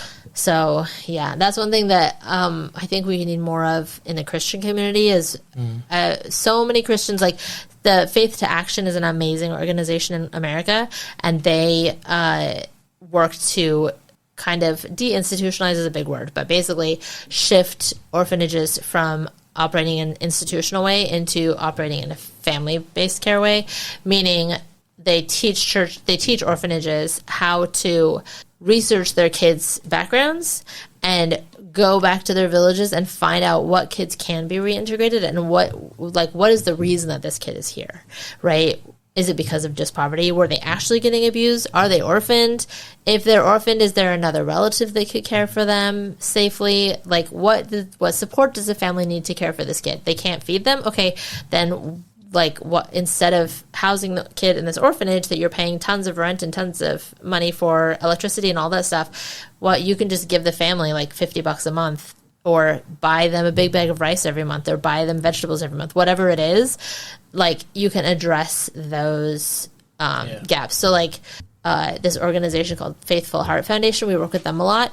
They've done that really successfully, where they've not only transitioned all the kids that were in the orphanages, not all of them, but the majority, back into their family structures, and said like, okay, what is it that caused this kid to be here? Let's fill that need for you. But anytime someone has been like, I want to drop my kid off with you, they've been like, what is your reason? Why do you need to drop this kid off? Like, oh, you can't pay for them to have school lunches. Okay, well, we'll pay for your school lunches. You don't have the gas money to drive them to school. We can give you gas money. Like that kind of thing. Like instead of just saying, so many orphanages will just be like, okay, fine, you're poor, we'll take the kid. Instead of being like, let's try to problem solve this and make sure that kids can stay there. And so I think if more churches that are supporting orphanages would encourage the orphanages that they support to do that and actually transition out of an orphanage model, but focus more on like, working in the community, that is a much better witness as Christians as well. Yeah. Because if you're taking kids out of the home, so many people that we've tried to help have been like, well, I don't want you to take my kids. We're like, no. We're trying to do whatever we can to keep your kids with you. That's the last thing that we do not want to take your kids. Yeah.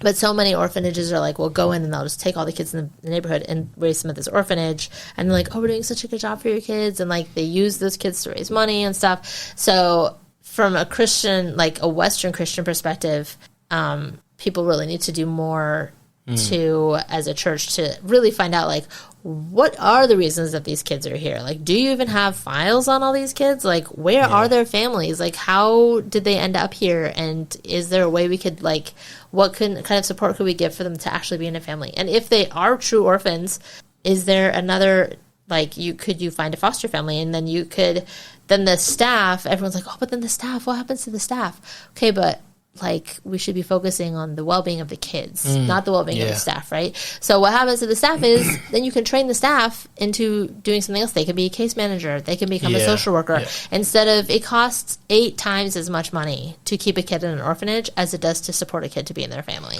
I would agree with that. So it's like if you could train all your staff right now that does like the cooking, the cleaning, the whatever, into a different, like maybe they could still do cooking, but like they do home cooked meals, or they like cook for all the kids in this one village. And so then each week you're like, okay, you're like, this pack is for this family, this pack is for this family. They could still do that. They could be trained to be social workers, and they can do all the home visits to make sure those families are staying safe.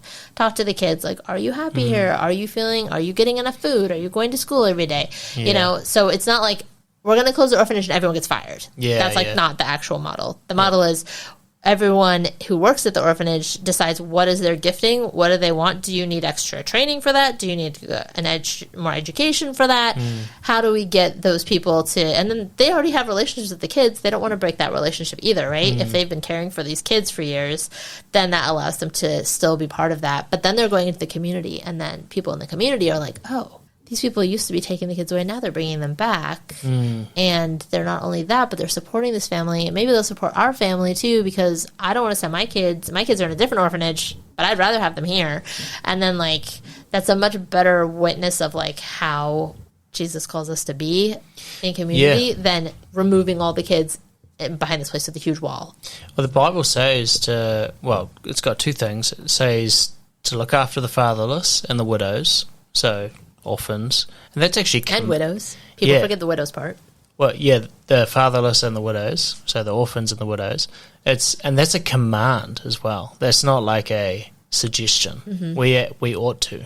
And then the other thing is, it says, what is the point if somebody is in true need and they say, I'm naked and I need clothing, or I'm hungry, I need food, and you just say, oh, let me pray for you and peace be with you, without doing anything. It actually goes to further saying that is actually sin. If you have the ability and the capacity to fix their need, and that's what they need, and you choose to just go, peace be with you, bless you, I'll pray for you, goodbye, that's actually a sin if you have the capacity to fix it. It's in James.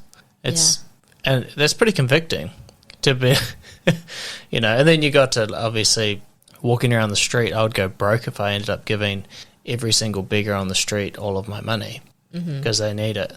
Because then I become the beggar. Well, and also it's like, feed a person for one day, then they eat for one day. But if you teach the person to fish, then they eat for a And that's what you're doing. You're teaching them how to fish, which is really cool. In some ways, literally, because we also, as of a year ago, we have an income generating program as well. We have it as part of our family strengthening program, as part of building family dreams. That's one of the ideas we got from the Step Ahead program, is like giving each family a certain number of, not giving them cash, but like having them decide like what is it that would make your family more financially sustainable, and then purchasing the things for that. So we've helped people start like noodle shops in their village, or get sewing machines, or getting training on the sewing machines, or like they wanted to open up a meatball stand, that kind of stuff. But out of that, some of the families that graduated the program said, well, I know all these families and they have really little kids, so they can't really work, but like the dad is like in jail and the mom is home. She has a 2-month-old baby. So what is she supposed to do with this baby? Is there any, like, could we do that with these families even if they're not in your program? And so we did start that. So it's on a slightly smaller scale. So they get, it's a hybrid model. So people can apply for, they fill out an application for like, this is what I want to do. This is how it's going to impact my life. I mean, obviously we know it's going to impact their life because if they don't have any income, and like make the budgets and all that stuff. And like, where are you going to sell? What are you going to do? Whatever. And then they get they tell us what the budget is, and then we give them the whole budget. We buy all the supplies, whatever it is that they need. And then within, once they start making money from that, they start reimbursing, but they only have to reimburse 50% of it. So let's say they borrow $300, they have to reimburse $150 within like a year or two. We're not really strict on like the amount of time, but yeah, so one family we just helped, she has 4 kids. The youngest is 3 months old. Husband's not around. He went to work in another country and like sometimes sends money. But she's like, I mean, I can't really work like in a factory or anything with this baby. And so she lives really close to a football field, and like it's summer. And so there's like football games going on all the time. So she was like, I just want to set up like a food, like a snack and drink stand, and make like, lukchin, they call it, like meatballs on a stick, meatballs or somtam, and then drinks. And so we were like, great, seems like that's going to work out well. So she made a whole budget, and I like went and picked her up. We bought all the stuff. We got the display case and the table and the drinks and the ice and the cups, like all that kind of stuff. And then set it up, and on like Friday we went shopping, Saturday she opened. Wow. So yeah, so in that way, like we're definitely trying to keep keep it so that she doesn't have to give up any of her kids either, and keep all those kids in school too. She's like, well, now I got this kid starting to school, and this other kid's going to go to high school. How am I paying for that? So we're like, well, we can do uniforms, So actually right now we're doing a big campaign for uniforms. If anybody's interested in supporting uniforms, we always need help for that. It's like about $130 per kid for a full set. Yeah. When they go into a new school, they have to get all new uniforms. So like if you're going into first grade, if you're going into middle school, you're going into high school or college, and going to college, you have to get like, for college, they all have the same uniform, but for the younger grades, there's 5 days in a week and 5 uniforms. And they have to have 2 or 3 different types of shoes and different types of socks. And there's like all these things for their scout uniform. And so it's pretty pricey. It's like, $100 to $150 per kid. So if you if you have kids, if you have one going into elementary and one going into middle school and one going into high school, you're talking like $450. And if you're making... And that's a lot here. $8 a day, like that's not feasible. So it's no wonder a lot of kids are like, well, if you want to go to high school, you got to go to the orphanage because I can't pay for it.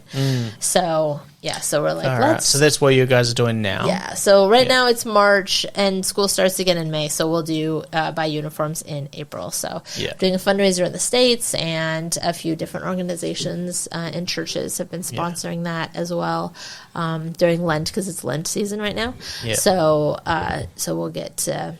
purchase. Last year we bought 89 students' uniforms, so it was about $8,500 US for that. And so, that's awesome. Yeah, every year we started that program, and we had I think 10 kids we bought uniforms for 8 years ago, and last year we did 89. This year I was like, let's say 100. My coworker was like, I don't know if we're gonna make it to 100. Let's say 80. Let's say 90. I was like, okay, fine.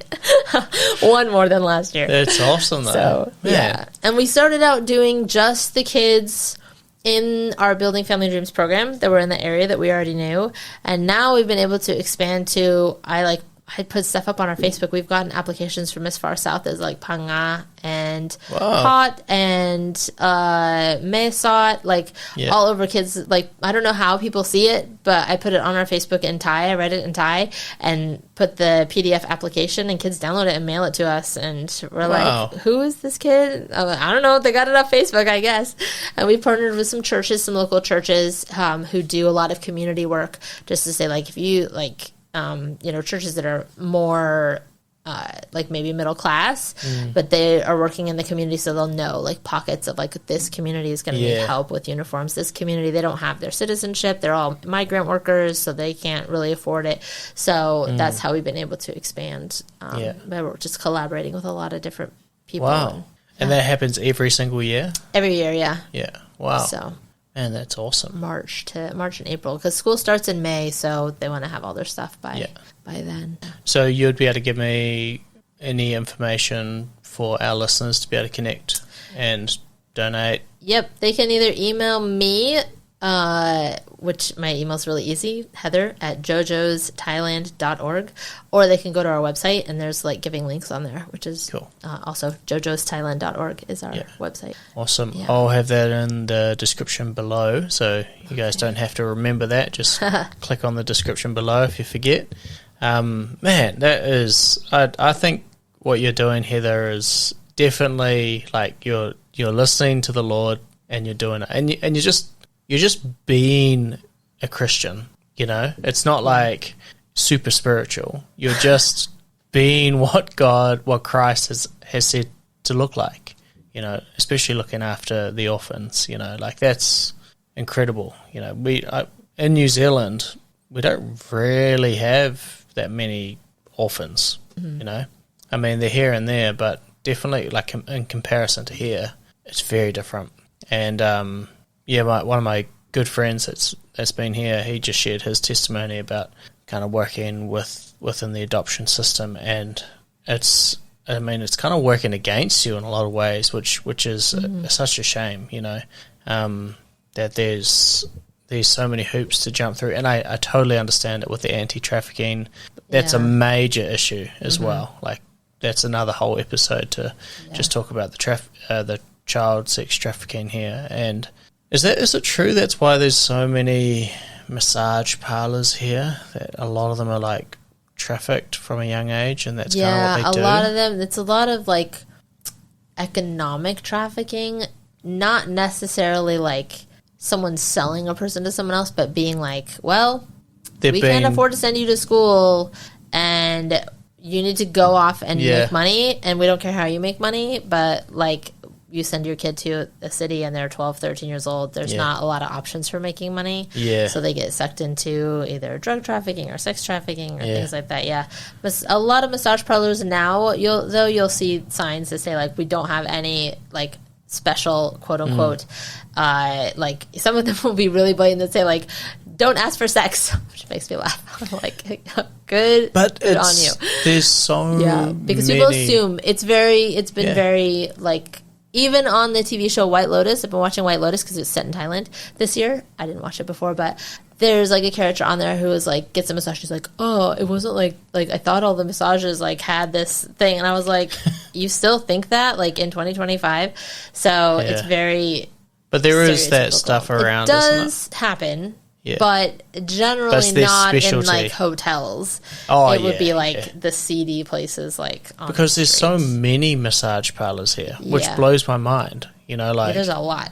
Like I would not come. I could probably think of like 5 in my hometown total massage parlors. There's like 5,000 within like a few kilometers of here. Because it's an easy way to make a living without having to have a high education. Yeah, and you don't need a lot of products. You don't need a lot of products. You can do it anywhere. You could go to people's houses. We have people who are masseuses that have been in our program that she just like during COVID, all the massage parlors closed down, right, because of like COVID travel.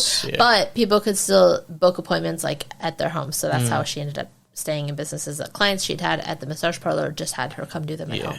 She would do like therapeutic massages. Thai massage is a very specific kind of massage. I've had it's like one stretchy and stuff. of those. They basically broke me. Yeah, Like, I love them. I trying have to have pull my deep leg pressure. over It's my awesome. head. Yeah. So yeah, but a lot of people are trafficked into that at an early age if they're working at those kind of massage parlors. I think they're trying to like change the narrative. Yeah. As a whole in Thailand of being like that's not what we're about. It's Yeah, like, I hope so.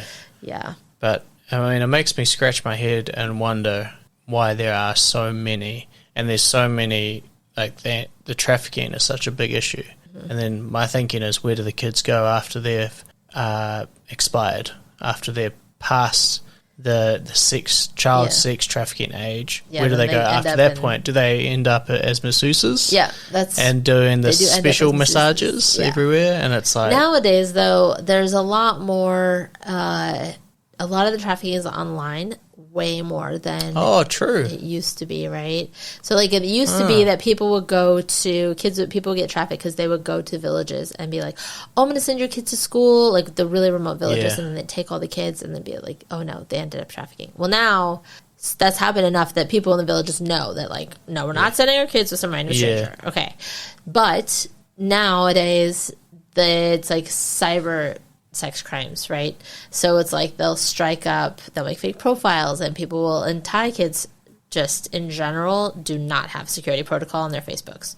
So anybody can just like look for them. They'll put like their birthdays, they'll put their schools that they go to, they'll put all this identifying information. That's why one of the things we do trainings on is internet safety. And so random people could just like move a fake profile picture and start talking to them. And be like, oh, I go to this other school. You just look on Google Maps and see like, oh, this school's next to it. Oh, I go to this school. Start this relationship. Let's meet outside and not tell anyone. And then swipe. Gone. Yeah. Or, oh, now we're like, I love you. We're best friends. We're whatever. We're dating, even though they've never met. Send me like nude photos. Okay, well now that you've got that, I'm gonna expose this and put it all over the place unless you get your friends to send me ones too. So then you've got kids trafficking kids, which is like 30%, I think they say. Far out. Yeah. And so there was like a 14-year-old girl, this is pretty recent, that was like up on the some Facebook news thing, where there was like a 14-year-old girl who had been trafficking her classmates. And so she got arrested. But it's like, okay, then what do you do in that situation? Because she's still a child. Yeah. And she's trying to protect prosecute her. herself. But she's also exploiting other kids. She's been coerced. Yeah, she's definitely being coerced. So it's really tough. Yeah, I mean, is the it way situation is kind of now. Is it her fault? She's kind of figuratively got a gun to her head, saying you better do this, otherwise I'll shoot. Yeah, and there's even my foster son told me about that. There's websites or Facebook pages that are like teen boys or teen girls too, probably, where like kids don't want to work, right? They don't have any work ethic, so they're like, oh, I'll just sell my body and make a quick 500 baht. And so they'll like advertise themselves. So technically they're still getting trafficked because they're underage. Yeah. 14, 15 years old. People are picking them up and taking them somewhere else. Well, OnlyFans has become a big thing, which is normalized the idea of sending people nudes, that it's acceptable. Heard of it, but I don't really know what it is. Basically, I mean, I've never been on it, but people talk about it in different podcasts. Basically, it's men or women, but mostly women. They can set up a profile, which I think you can purchase pictures that they've made, $5, $10, whatever it is. These women are making millions, some of them, off it, because they... Like, you get, There's a lot of perverts in the world. There's a lot of perverts. But then this is the bad thing is, it's like some of these girls are, you don't really know how old they are. Yeah. Some of them are doing it when they're at high school, and they're like, it's disgusting what's happened. But what's happened is, because they're making so good money off it, other girls want to do it. Right. So they're now the line that used to be black and white is now grey. And now it's, because everybody else is doing it, it must be okay. So now the line of basically exploiting your body for money is, it's okay because I'm not the only one doing it. Right. Everybody else is doing it. And I'm not a prostitute because I'm not sleeping with anyone. But everybody in the world can have access to my body. They can see it.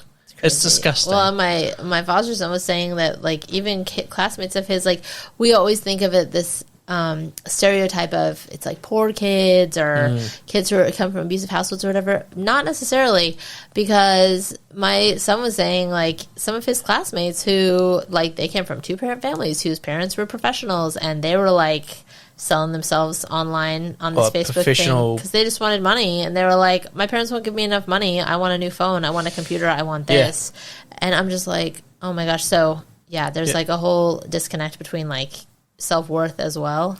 Yeah, and there's going to be a major effect when they're give it 10 years. So you got somebody who's 18 and they're selling themselves, and then now they're 28, almost 30, and all of a sudden they want to get married and have kids and whatever. The boyfriend to be or the husband to be or whatever it is automatic, like, literally views them as basically porn stars, and they're going, you're not wife material now. And we're talking en masse. These girls all over the world that think it's okay to do this to make a quick buck, and they're making $1,000 a week, $1,000 a day, some of them. Crazy money from basically doing nothing, but I think selling your soul, more or less, because then you get to this point where it's going to be this major backfire where there's this huge high, all this money that you're getting, it's easy money too, and all of a sudden I can live this lifestyle, whatever lifestyle I want, but now I want to get serious, and what truly makes you happy is family. You would know that better than anything.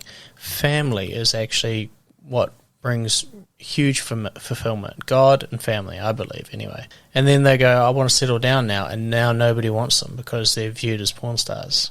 And I wouldn't want to marry somebody if I knew that millions of people had seen my wife naked. No, sorry. It's kind of where I draw the line. And believe it or not, it's where most men draw the line.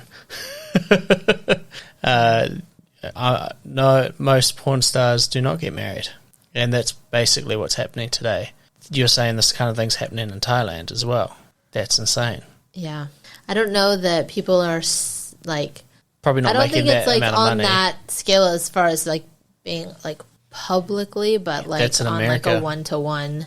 Oh, wow. Yeah. Do you know what I mean? Like... Yeah. Yeah, so if people who are, like, they call them sexpats, right? Like, people who come here from other countries. Sexpats, is that what they call them? To sexually abuse children or to, like, have sex or whatever with the adults as well. I don't know there's a term. But, yeah, they, like, they can go on these Facebook things and be like, hey, I want a boy this age, da-da-da-da. And then, like, people will just direct message them and send them pictures, and they'll be like, yep, I want you. Gross. Come to my apartment. Come to my hotel. Have you seen The Sound of Freedom? No, it's not very accurate. I mean, it's not accurate, but, like, that guy is not a... People who actually work in trafficking are, like, not fans. That's not really how you can combat trafficking, is, like, knocking down doors and stuff. That's not effective or legal. So. It's a pretty interesting story, though. Like, it's one of the... I mean, whether or not how he does it is accurate, but how the kids get taken is exactly what you described. Somebody offers them a good job or whatever it is with their family, and then next minute... And actually, in the movie, they have real footage of kids getting pulled into cars, and a motorbike goes past while these kids are playing soccer outside, just grabs the little kid, just picks them up, puts them straight on the motorbike and drives off. Wow. Because they're so small and easy to... They're so light. Just grab them and they won't know what to do. It's insane. And they're all on security cameras. They just watch it. It's, man, so that is, I think, for our listeners anyway, if you're wanting people talk about sex trafficking, that pulls at your heartstrings for sure on the reality of how scary it is. I was freaked out a little bit to come to Thailand with my son, but I did hear he's actually on the safer side since we're actually not Thai. Yeah. He would stick out like a sore thumb, you know, it'd be very easy to identify. But yeah, man, we've been going for 2 hours. Oh, really? What time is it? I don't know, 3:10. Okay. We'll wind up here. Okay. So, Heather, if people want to get in contact with you, they're going to be able to click on the description below. We'll have your website, your email, and you're fundraising for these uniforms, which is pretty cool. Is there a way to partner with you that is on more of a monthly basis for the Jojo Sanctuary program? Yeah, definitely. You can, if you go to our website, there's donation options, and one of the options is to sign up as a monthly donor. So awesome. Yeah, you can do it monthly, quarterly, annually. I think there's all the options on there. Awesome. We are actually in the process of becoming a nonprofit, registered nonprofit in the States. We've been under like a fiscal sponsor where they would like collect the donations for us as a nonprofit and then transfer them to us. But actually, we're getting our own separate delineation, but it's not done yet. So I don't know when this is going to come out. Maybe it'll be done by then. Yeah, May. Yeah. Okay, well, I'll keep you updated on that. So if we get whatever the most recent thing is, If hopefully anything, it should be by then, because next year as well. In January, so Because this episode will just be out forever now, which is great. So people can, even if they're donating for next year's uniforms, which would be good. Anyway. Yeah, of course. Because we also do uniforms, but also try to do families who have a lot of kids that we want to keep all of them in school. So we'll cover school fees for some kids as well. So Awesome. Yeah. Man. Well, thank you, Heather, for joining us on the podcast. You've got a great... having me. Yeah, I mean, you're doing such great stuff. Really are, and it was cool that we were able to get in touch. Obviously, you saw me right up on that Facebook page, which is cool. And I hope to see you around Chiang Mai, I suppose, and keep me in the loop with the progress on Jojo Sanctuary. Will do. Pretty cool. Awesome. Well, thank you for joining us on the Jesus. Thanks for listening to this episode of the Jesus Magnet podcast. If you enjoyed this, make sure that you connect with us. Find us on Facebook, on Instagram, and if you want to support us, be a member of our coffee club, Jesus Magnet Coffee Club. See you next time on the Jesus Magnet.